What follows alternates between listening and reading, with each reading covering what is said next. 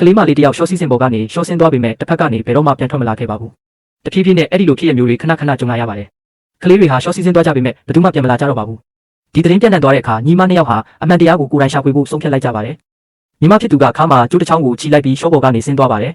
မဖြစ်သူကလိုအပ်ရင်ပြန်ဆွဲတင်လို့ရအောင်ကျိုးရဲ့တစ်ဖက်အဆုံးကိုတင်းတင်းကြပ်ကြပ်ကင်ထားပေးပါတယ်အစပိုင်းမှာတော့အရာအလုံးပုံမှန်ပါပဲ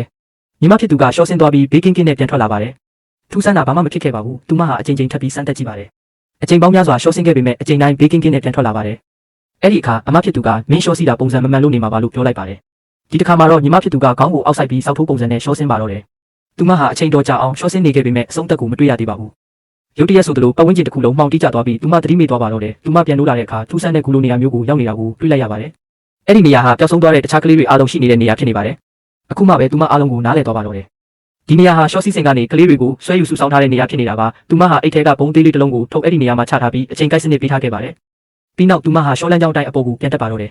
ဒါပေမဲ့လမ်းတစ်ဝက်မှာတင်ရုတ်တရက်ကြီးမားပြီးချွတ်ထက်တဲ့သွားကြီးတွေကိုတွေ့လိုက်ရပါတယ်အဲ့ဒီသွားကြီးတွေကလမ်းကိုပိတ်ထားတာပါသူမကြောက်လန့်သွားပေမဲ့တတိမပြတ်ခဲ့ပါဘူးသူမရဲ့မိချစ်ကိုထုံးပြီးအရှိကိုဝေယံပြလိုက်ပါတယ်အလင်းရောင်နဲ့ထိတွေ့လိုက်တာနဲ့သွားကြီးတွေကနောက်ဆုတ်သွားပြီးလမ်းပွင့်သွားပါတယ်